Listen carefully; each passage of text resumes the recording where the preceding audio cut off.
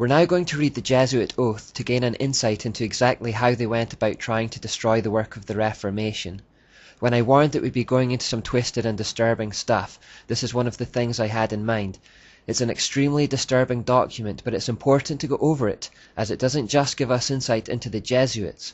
By proxy, it gives us deep insight into the mind of our demonic enemy as a whole, and the tactics that Satan may still employ today against us. Remember, he has no new tricks. Incidentally, I'll post a copy of this in the notes section of the Fuel Project Facebook page if you want to read it again. My son, you have been taught to act the dissembler. Amongst the Roman Catholics to be a Roman Catholic, and to be a spy even among your own brethren, to believe no man, to trust no man.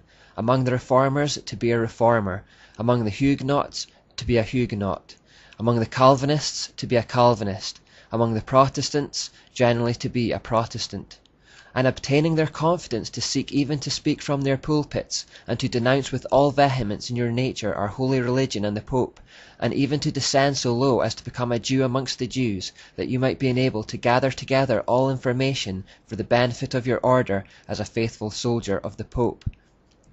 You have been taught to insidiously plant the seeds of jealousy and hatred between states that were at peace, and incite them to deeds of blood involving them in war with each other, and to create revolutions and civil wars in communities, provinces and countries that were independent and prosperous, cultivating the arts and the sciences, and enjoying the blessings of peace.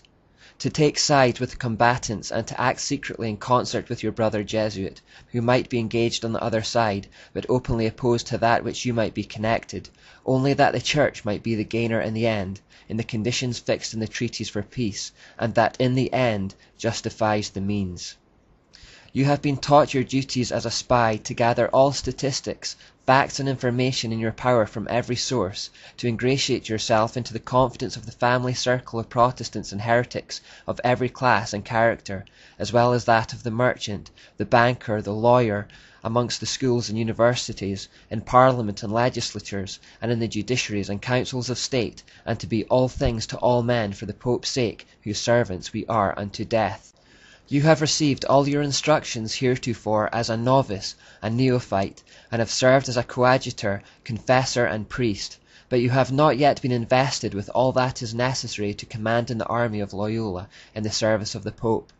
You must serve the proper time as the instrument and executioner as directed by your superiors, for none can command here who has not consecrated his labours with the blood of the heretic, for without the shedding of blood no man can be saved. Therefore, to fit yourself for your work and make your own salvation sure, you will, in addition to your former oath of obedience to your order and allegiance to the Pope, repeat after me.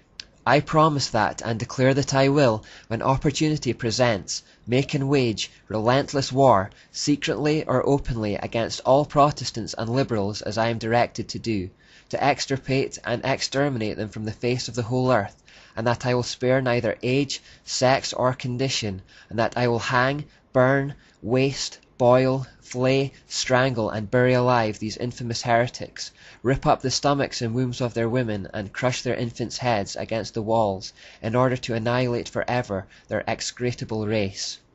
That when the same cannot be done openly, I will secretly use the poisoned cup, the strangulating cord, the steel of the poniard, or the leaden bullet, regardless of the honour, rank, dignity, or authority of the person or persons, whatever may be their condition in life, either public or private, as I at any time may be directed to do so by any agent of the Pope, or superior of the Brotherhood of the Holy Faith, the Society of Jesus. By reading these words we gain a full appreciation of their shocking tactics, which can be summed up like this. Their intention was to become part of the faith, system, culture, or group that they intended to destroy. Then from within they would sow seeds of hate and division. Their method was to present themselves as one thing on the surface, but to be secretly working away with each other for a very different purpose behind the scenes. They would sometimes pretend to be enemies on opposing sides in public, but behind the scenes they were actually cohorts, working together towards the same goal.